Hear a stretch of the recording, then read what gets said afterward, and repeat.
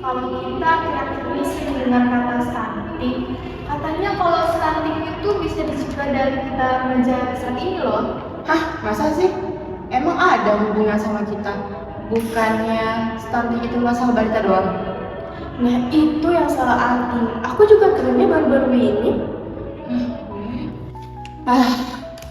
Tapi tau gak sih guys, akhir-akhir ini aku sering banget skip sarapan.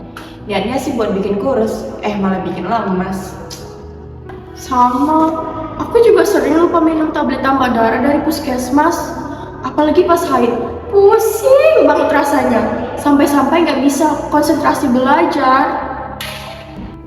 Nah, ini dia masalahnya. Kalian coba lihat, dari data ini, katanya wanita remaja Indonesia 32% menderita anemia. Nah, gizi buruknya pada anemia itu bisa berakibat fatal loh katanya kalau kita hamil. Tapi maksudnya gimana sih Kak? Jadi gini, kalau ibu hamil kekurangan gizi atau anemia, nanti bayinya tuh kekurangan nutrisi. Akibatnya bayi lahir dengan berat rendah dan katanya bisa beresiko stunting loh. Astaga, jadi kebiasaan buruk kita sekarang ini bisa berdampak pada anak kita nanti. Kalau gitu kita cari informasi yuk. Gimana kalau kita ke perpus? Ayo, boleh. Jadi Kak, stunting itu apa sih? Aku tahu cuma tinggi badan doang. Jadi Fer, stunting itu adalah kondisi gagal tumbuh anak akibat kekurangan gizi kronis. Dia bukan hanya tinggi badan saja, tapi perkembangan otak juga terhambat.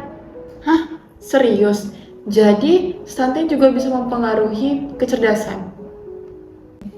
Benar banget, anak stunting itu beresiko memiliki IQ yang rendah, sulit fokus, dan rentan sakit. Coba deh kita bayangin, masa depan generasi Indonesia kan bisa terancam. Terus, penyebab stunting itu apa aja sih?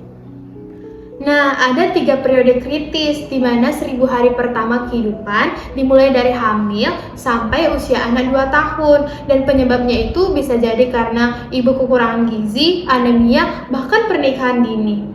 Oh, berarti nikah muda juga ngaruh ya? Iya, remaja yang hamil di bawah usia 20 tahun itu tubuhnya belum optimal. Jadi mengakibatkan terjadinya persaingan nutrisi antara ibu dan janin dan bisa berakibat keduanya bisa kekurangan gizi tahu. Oh, begitu ya. Ternyata stunting itu kompleks ya? Kayaknya kita harus mengubah pola hidup kita yang lebih sadar dari sekarang. Ya.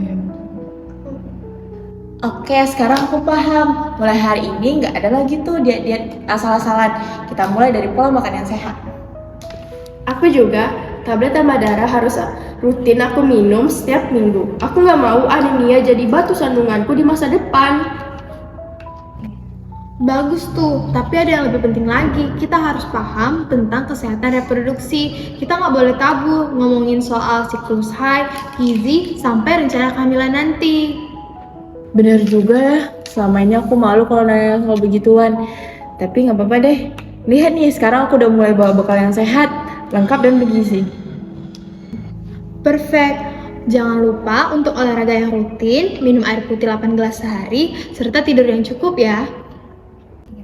Oh ya, tapi kita bisa juga share ke teman-teman yang lain kan, biar mereka juga bisa pada aware. Setuju. Gimana kalau kita buat grup edukasi kesehatan remaja, saling support, dan remind kebiasaan hidup sehat? Boleh juga tuh, boleh. Nah, jadi ingat ya teman-teman, cegah stunting bukan tugas ibu hamil saja, tapi tanggung jawab kita semua sebagai remaja yang peduli masa depan bangsa. Yuk mulai sekarang jadi remaja yang sehat, cerdas, dan siap jadi orang tua hebat suatu hari nanti. Remaja cegah stunting, Jaga reproduksi untuk generasi sehat mulai dari sekarang.